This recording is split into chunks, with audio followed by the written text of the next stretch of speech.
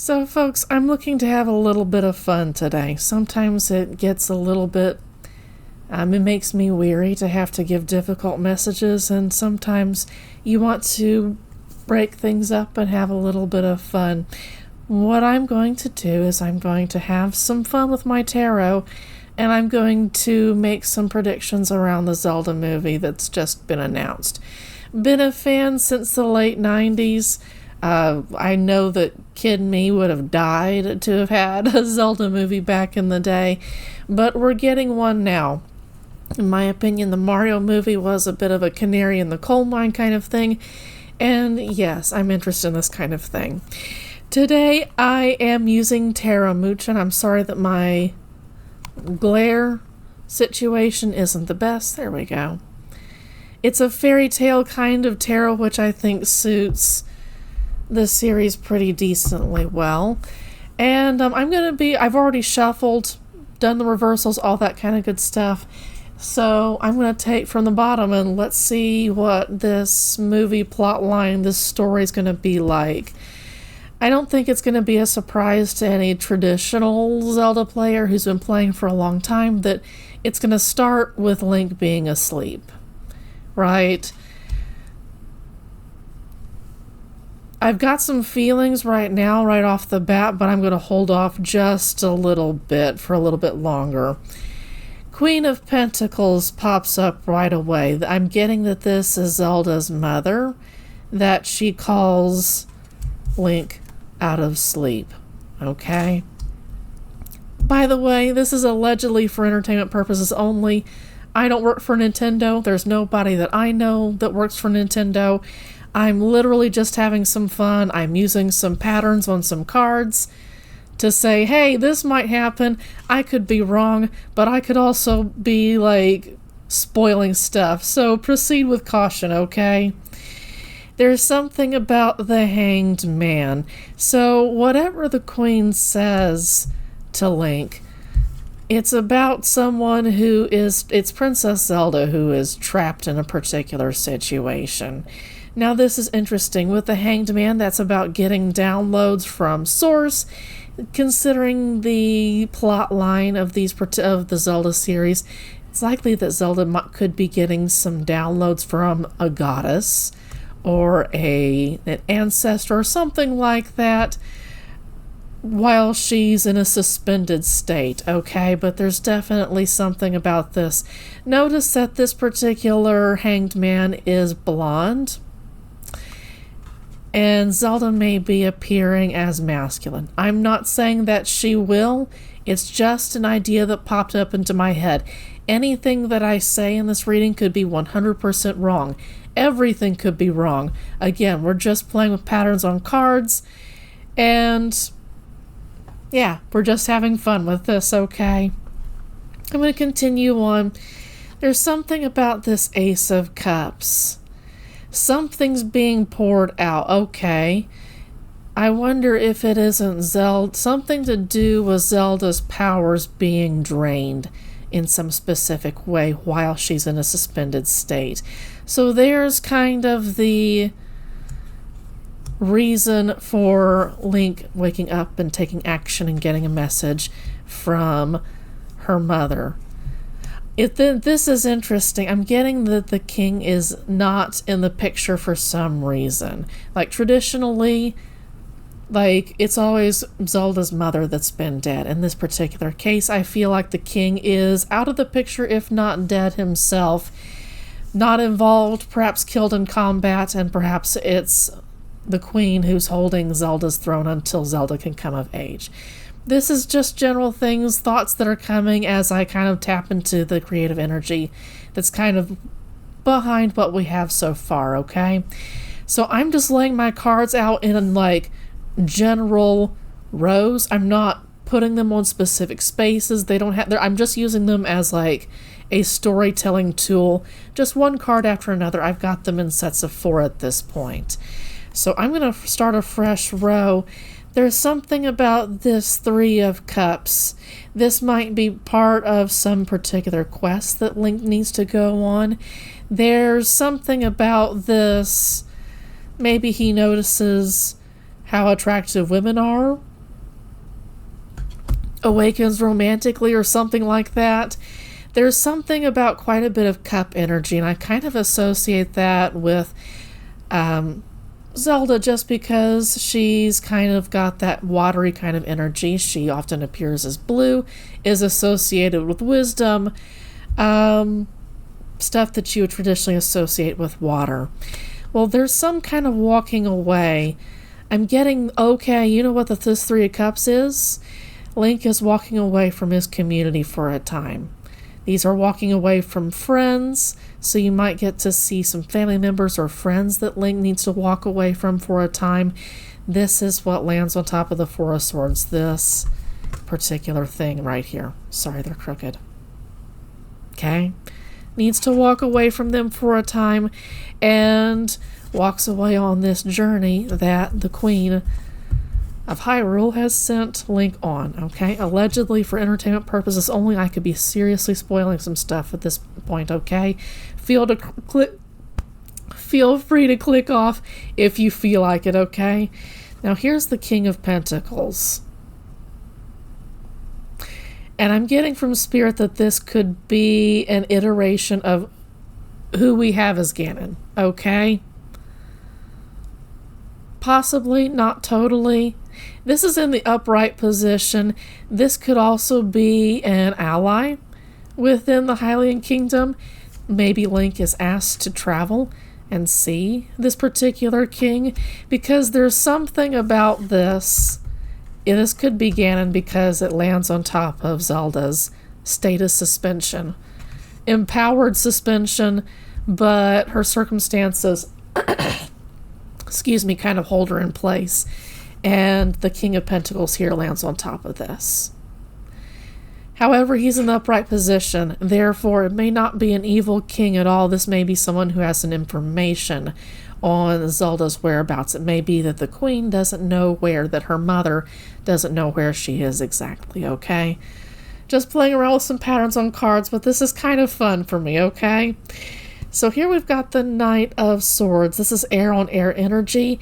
There may be something about this King of Pentacles. Since he's in the upright position, I suspect he's not evil. There may be some training that he gives Link to become a higher quality knight. Someone who moves kind of speedily. Link may not have that ability at this particular stage, and part of the story may be about watching Link grow up into this knight who can move with decisive action, okay? Kind of interesting. There's a point where he's caught off guard. This is interesting. He might even be defeated in combat. But this is also really interesting. Immediately after this is happiness. So I don't know exactly what's going on here, but it lands on top of the Queen, Zelda's mother, and it lands on top of this Eight of Cups, which is Link walking away from his community and going in for training from this particular King of Pentacles. So there's some kind of happiness. Here there's a young kid, so there might be some kind of inner child. He might get a glimpse of Zelda. He might get a glimpse of something else that brings about some kind of hidden memory that he didn't know that he had, for instance. It just might remind him of being genuinely happy, okay? Now here we got the Two of Pentacles. This is about balancing, being in kind of a playful act, and this is kind of interesting, right alongside the card where traditionally children, or at least one child, has appeared. There's going to be some kind of playfulness that he gets. Something gets awakened within him when it comes to his inner child. So there may be some kind of storyline where they pull from Ocarina of Time and balance out this child Link versus adult Link that we've seen pretty much only in that particular series. Or I shouldn't say series, just in that particular game. That was an interesting dynamic, and I suspect that they might be rolling this in, but there's something about his resources that he's going to have to balance, and I wonder if he won't be put into a state where he's put through some trials and he's going to have to manage his resources kind of carefully if he's to get into this. So I wonder if there isn't some kind of meeting that he has with Zelda. Kind of early on in the story, shortly after he's defeated, I wonder if there isn't something of Zelda, or maybe she herself comes in to help him fight at some particular point as he's about to be defeated or shortly after he's defeated.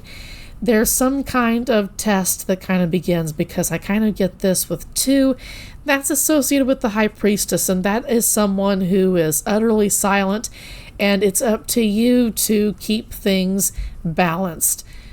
She's not going to provide you with instructions. Maybe there's some kind of point where he has to go out on his own and seek and continue to hunt down Zelda, or hunt down something else. And here comes 2 again. This is making plans. So balancing out his resources, making plans to go on this super long journey. I just got the sensation that there might be more than one Zelda movie if this one does really, really well. Like the Mario movie was their canary in a coal mine to see if people were interested, and people were. So they're feeling a little bit brave about this, and they're already making very, very loose, very flexible, watery plans for another series. And that's kind of why I'm kind of getting the feeling that if things do well, they're going to extend things past this particular movie, which is interesting. Now, this is strength in reverse. Someone's done in isn't. This gives me kind of a sensation of Link not being ready to get out there. Again, with this 2 energy, this is making plans. This is being in a childlike state. This is getting ducks in a row. But this is also about not being strong enough in particular to get out there and actually start adventuring and questing. And I wonder if this isn't where I'm getting the feeling like they're going to extend things past this particular movie. Please excuse me. Yeah, you've got the Knight of Pentacles. This is going to be a slow journey for this particular. This is actually the Page of Pentacles. He's not on a horse.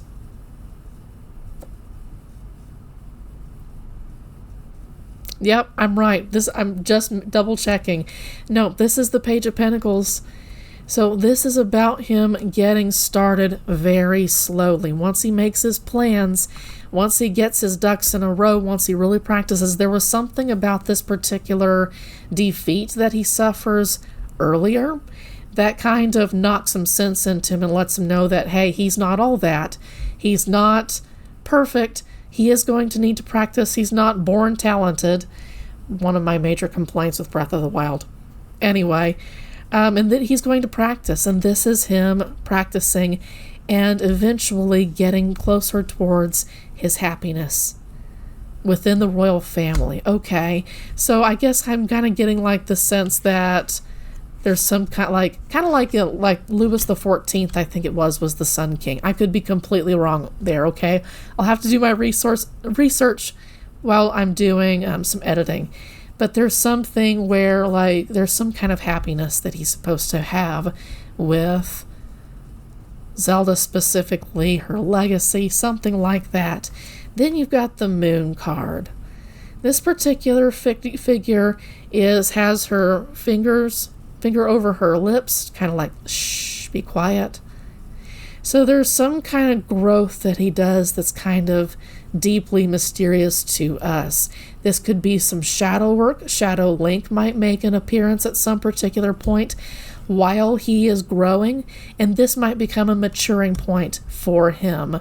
This might be something that he doesn't choose to talk about very freely because it could be such a deep point of growth for him that he's not willing to freely talk about it. But it's kind of interesting. This is in alignment once again with the Hangman. So Princess Zelda, it's in alignment with the King of Pentacles, the individual who gives Link training or accepts him into his kingdom, offers to give him training, that kind of thing. Could be an ally of Zelda's mom. And this is when he kind of gets his resources in balance. And this is might be where he meets Shadow Link. And that's kind of like an old school tradition in the series.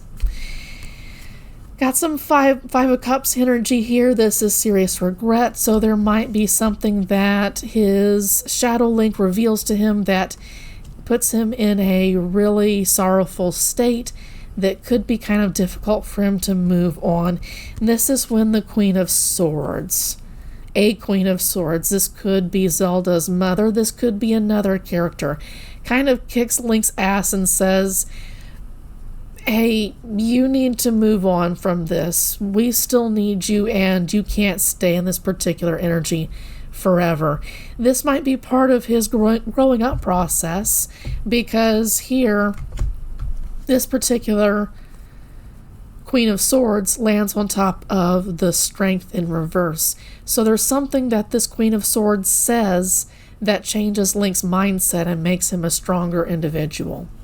So I'm kind of pleased so far that they're going to make Link earn his accolades, and they're not just going to toss stuff at him. You know, they're not going to just do a bunch of fan service, kind of like I felt like they did with Breath of the Wild.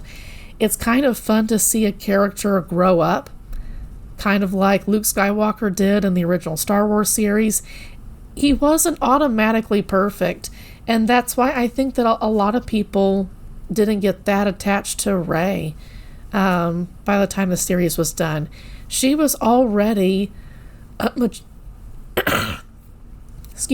mature individual who had Force powers that she could already manipulate, if I'm remembering correctly. She was already kind of untouchable. She was already perfect. She didn't need to grow. And I like this idea that they're making Link grow. I think that's going to make people attached to him more as a character. I've got a lot of thoughts on them making and choosing not to make Link into a character. Anyway, there's a Queen of Swords here, someone who is kind of sharp-tongued, who is very intelligent, very smart, knows what to say and when to say it, but is also can potentially be a gentle character. This is air on water energy. So this is someone who's in touch with their emotions, is in touch with their intuition, but also knows when to keep some people out. It's a privilege to be in her to be in her presence, is what I should say. Now this is kind of interesting. This is the Hierophant in reverse. There's something that Link does. He disobeys.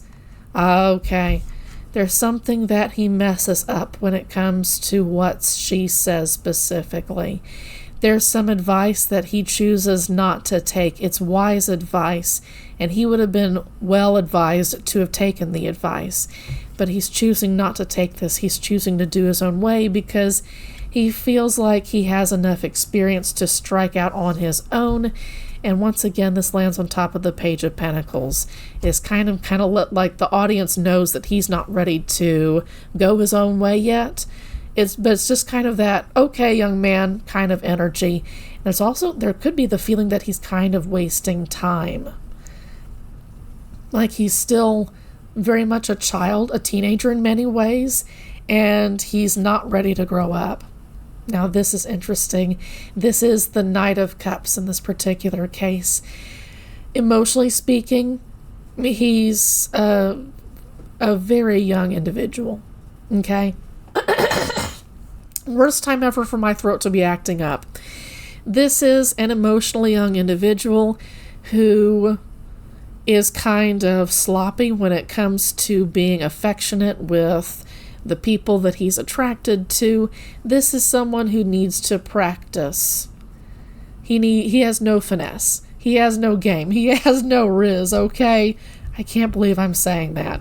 But he has absolutely no experience when it comes to attracting women, but I sense at this point that he's deeply attracted to Zelda. And he might be going his own way in order to kind of impress Zelda, that he did things on his own. And I note that this Hierophant in reverse lands on top of the Sun card, and that's again, I wonder if that Sun card isn't connected somehow to a deeply, like, falling in love, for instance. Like Zelda's, like he falls in love with Zelda at first sight, is what could possibly be happening, okay? So he does his best to impress her by doing his own thing. Look at what's going on here.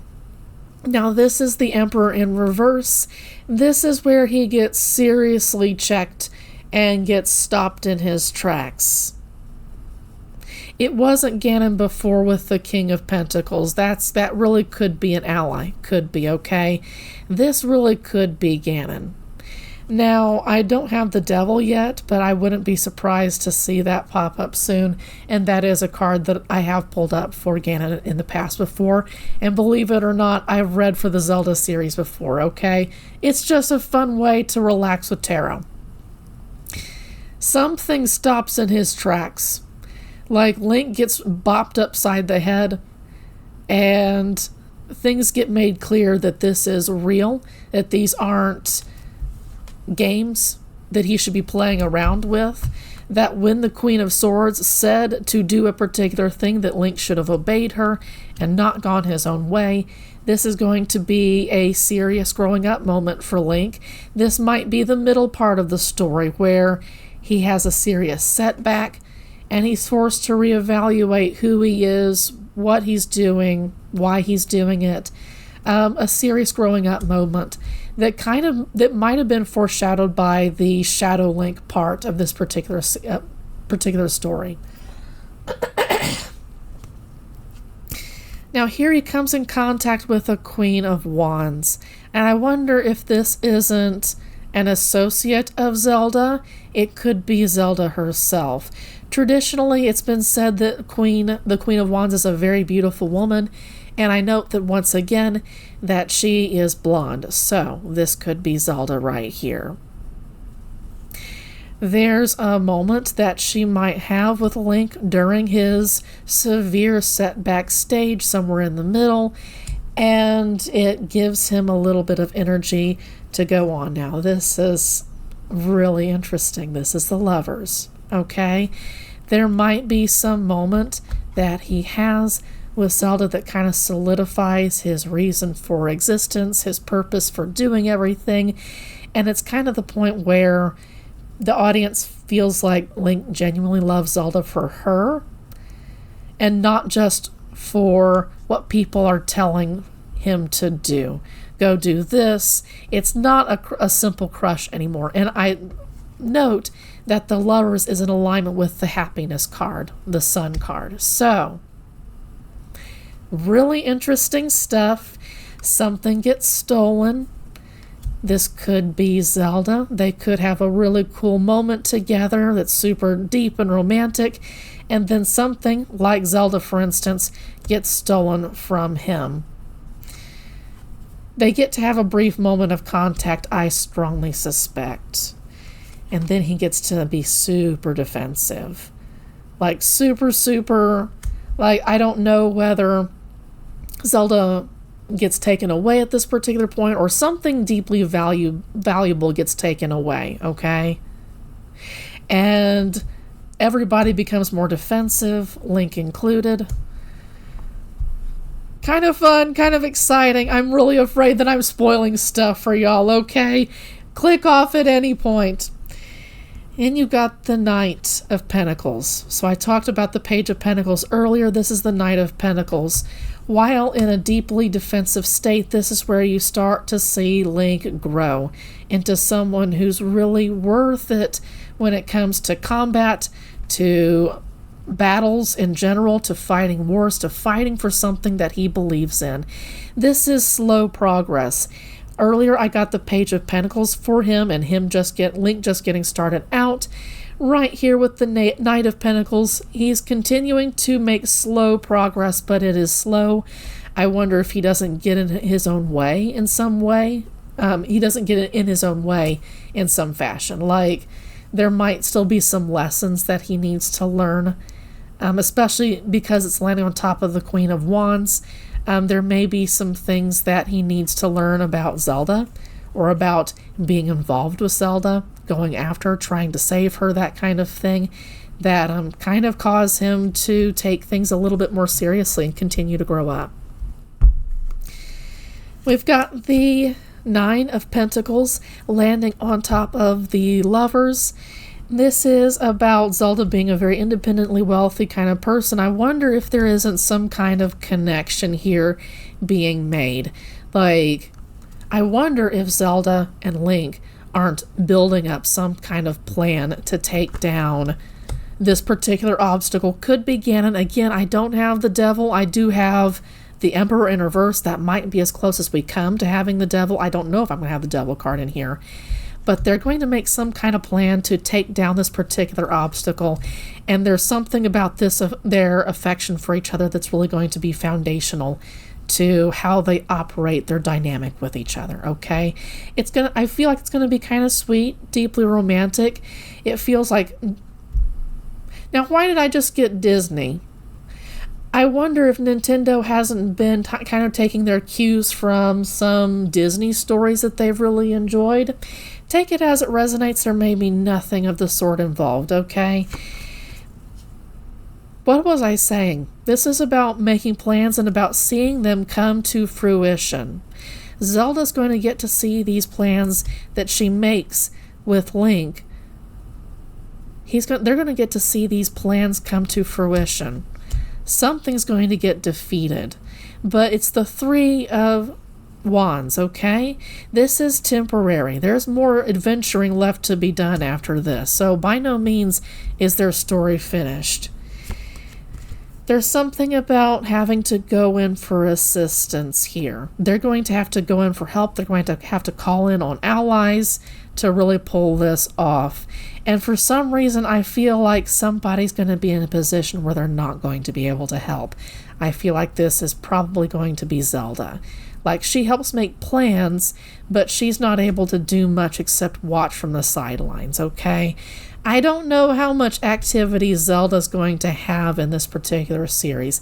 I feel like they're going to go the more conservative, traditional route, where the princess is kind of by the sidelines and is inspirational, but doesn't do much. I feel like this is going to be mostly Link's story, and that's okay, I hope. We'll see, okay? Just a few more lines. I don't know that I'm going to be using all my cards, but I could be, okay? Here we've got the Three of Pentacles in its reverse. I feel like there's the potential for a betrayal to happen when Link goes in for help. There could be an ally, possibly in that King of Pentacles that we see back there, who turns out to betray Link in some particular fashion. It is kind of damaging to Link and Zelda. So there's Link as the Knight of Pentacles, and there's Zelda just above Link as the Knight of Pentacles, okay? And there's something about this particular betrayal that's kind of difficult. And that's just the connection I made off the top of my head with that King of Pentacles.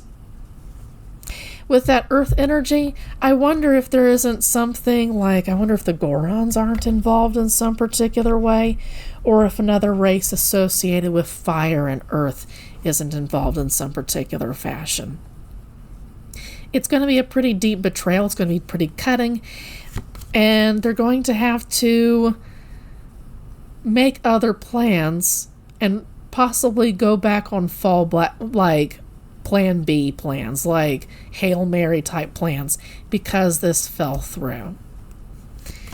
Unexpected stuff happening suddenly, quickly. This is also known as the arrows of love in some traditional circles, but I feel like more it has to do with, and now we need to really speed things up, because this lands on top of the Three of Wands in this particular case.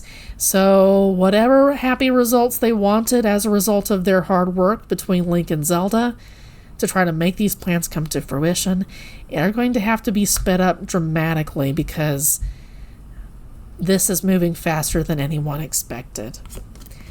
There's going to be a choice that has to be made that once it's made, they can't go back. It's going to be a difficult choice.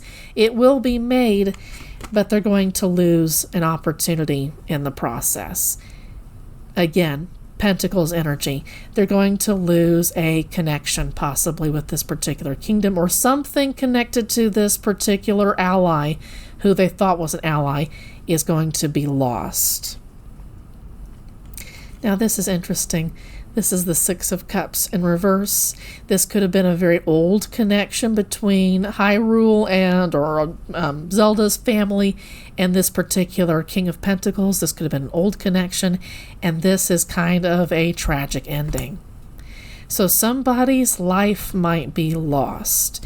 There may be a good character alongside the King of Pentacles who may sacrifice himself, herself, in order to keep Link safe, in order to keep Zelda safe. There might be some kind of sacrifice made, and it kind of fucks things up, fucks the relationship up between kingdoms. Interesting stuff. Now, it's interesting. They may be choosing to spread this out over multiple movies. I'm getting the possibility of a trilogy.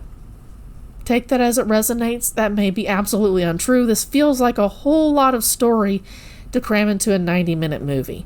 And I don't know that people are willing to sit through 3-hour movies anymore. You tell me, are you willing to sit through a 3-hour movie? There is going to be a moment where people get to heal from a very deep betrayal. I note that this lands in the same column where the King of Pentacles was.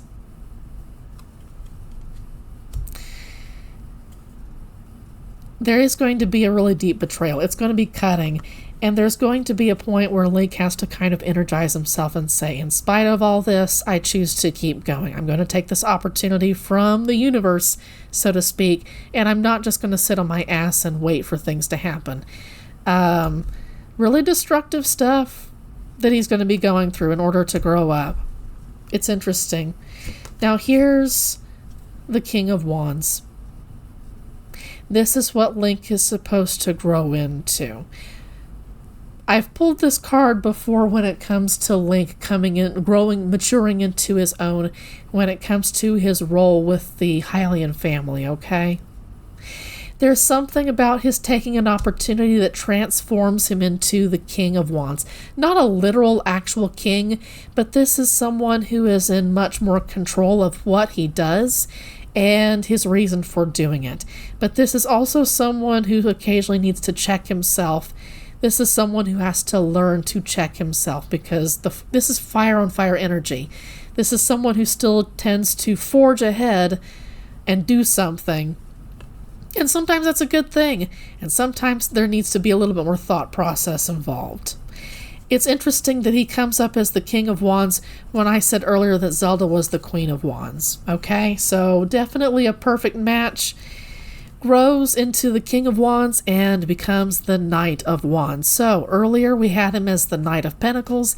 He grows into a much more action-oriented kind of individual, and this is fire on air energy. So he's really starting to use his past experience and his brains, his intelligence, in order to get him through situations.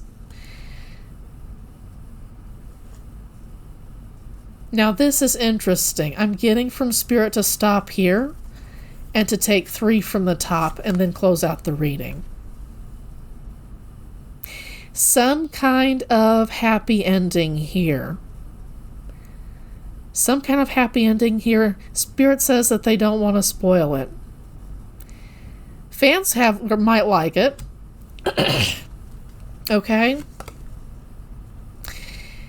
This is justice, and it's in reverse. Justice will not be served by the time Nintendo comes to a stop with the series.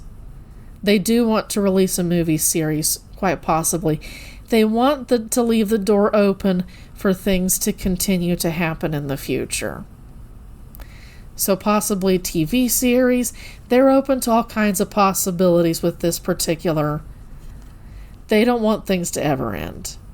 Like, they kind of end, but at the same time, they don't want things to ever end. They want things to keep going. They want to keep the myth, the legend going. This is interesting. So they're going to make it feel like there will always be evil that must be defeated, and that's why Link and Zelda must always be reincarnated in some fashion or another.